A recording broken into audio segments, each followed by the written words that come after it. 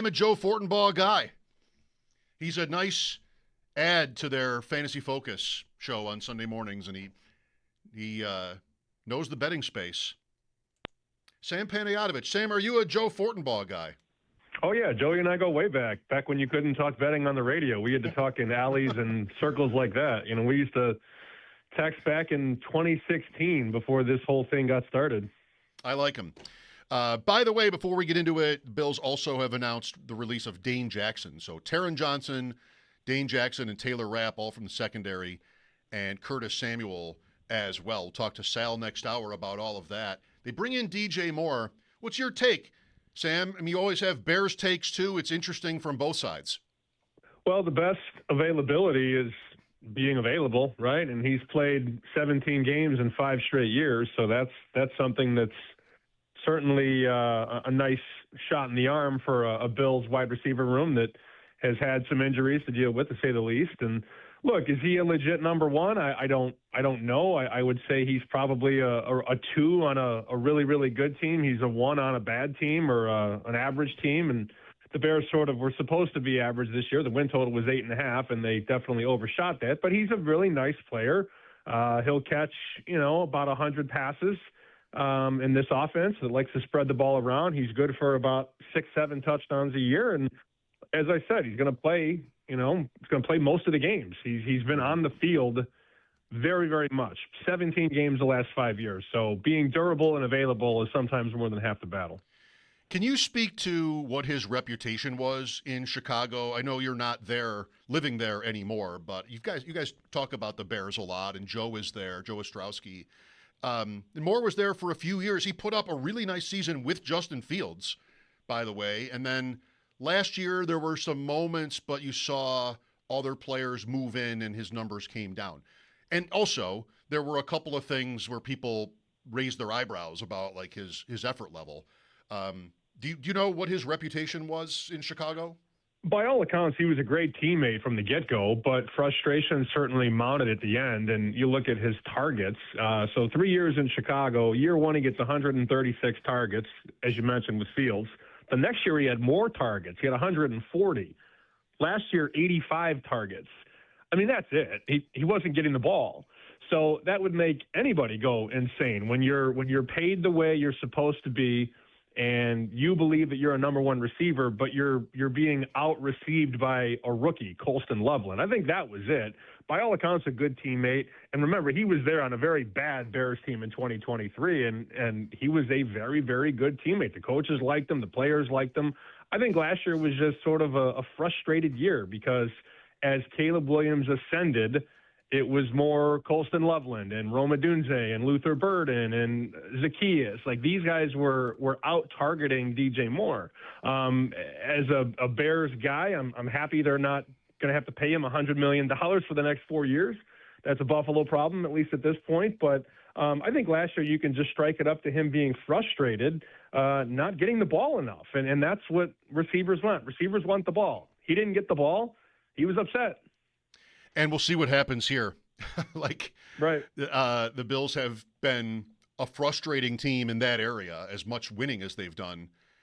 As you know, I'm a fantasy player, and I'd never want to start any Bill other than Cook, I suppose, or Allen, obviously. But who are you supposed to go with? Khalil Shakir is a nice player, but he's not like fantasy nice, really. It's the floor, kind of. And so we'll find out if DJ Moore gets the ball, as you put it, sufficiently here. If he doesn't, they shouldn't have made this trade, Sam. Well, let me ask you, because you're a big fantasy guy and you put numbers on things rather than reputation. Where would you be looking to draft DJ Moore in fantasy? What round? I think maybe 4th. Really? You think higher? No, I was going to say lower. I thought 5th or 6th. Okay, I think that's fine. I have not wanted to draft DJ Moore over the years, really. Like, right. Ding, ding, ding, ding, ding.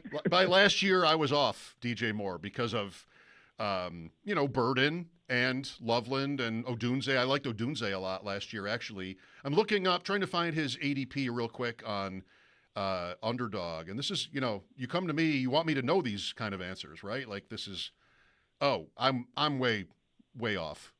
ADP is 82. So late 6th or 7th even for DJ Moore. Wide receiver 40. That'll change with the trade. I mean, that is mostly built from before he was traded to the Bills. I think it's a win for him in fantasy going to the Bills. Yeah, I would think so too. And look, in his prime, and he's still in his prime because he's going to be 29 years old next year. In his prime, you can chalk him up for about 1,000 yards and I think 6 or 7 touchdowns. Mm-hmm. Now, the question is, what do you do in the playoffs? As every conversation revolves around Buffalo. What do you do in the playoffs? He has not been a playoff performer. He had that huge catch against the Packers. That was in a regular season game in December. We all remember that 50-yard laser from Caleb to DJ Moore. But then he sort of let up on his route on the final play against the Rams. So, we'll see. I would think he would be reinvigorated with a new team as he was when he got to Chicago. But he's a nice player. He's a good teammate. Just get him the ball, and then he won't turn on you. The game winner in the Green Bay playoff win, too. But, not huge games. But you're right. The Rams play was like right away. What's he doing on this play? Collinsworth was right on that. I'm feeling taken aback by my bad guess at his draft position. But it is going to move way up. Like, he's going after Michael Wilson and Ricky Pearsall. Like, he is not going to end up lower than those guys once the market corrects now that they know he's on the Bills and they're number one. One more on DJ Moore, Sam. So I saw a DraftKings prop around 750 yards. Tell me about those, because who knows who's going to play 17 games? Who knows who's going to miss time? How are those numbers constructed by the books based on, what he did last year and over the course of his career? How did they get to 750? Well, they certainly don't look at his career average, which is over 1,000. They look a lot at what he did last year. So his receiving number last year was 682, his final yardage in the regular season, and that's 17 games. So obviously they're shading a little bit upward off of that 682 number, but I think it's tough. I think the books have really learned that, you can't make these numbers high enough, because most people, believe it or not, Mike, they like to bet overs on players and they like to parlay overs. But The reality is, a lot of guys, they don't make it 17 games. So I think it's as simple as looking at what he did last year, sort of being in the ballpark off that 682 number, and just expecting that maybe he's going to miss a game or two and he's going to be right around 700. But that will be a player. I will assure you of this. We talk about this on March 6th. That number is going to be higher by August or September, right? Yeah. You're going to start seeing him in the summer, and, he's going to have a good rapport with Josh Allen, and Josh is going to say all the good things, and DJ is going to be happy, and that's going to get bet up. So my advice on anything DJ Moore related would be bet the overs early, and if you're going to look to bet an under, I would bet it right before week 1 when it's probably closer to about 800. Oh, I'm glad to hear that, because I love betting unders on those. Last year I got away with one on kind of a big bet on Kyren Williams of the Rams, under 10.5 rushing touchdowns. He had 10. He didn't miss a game.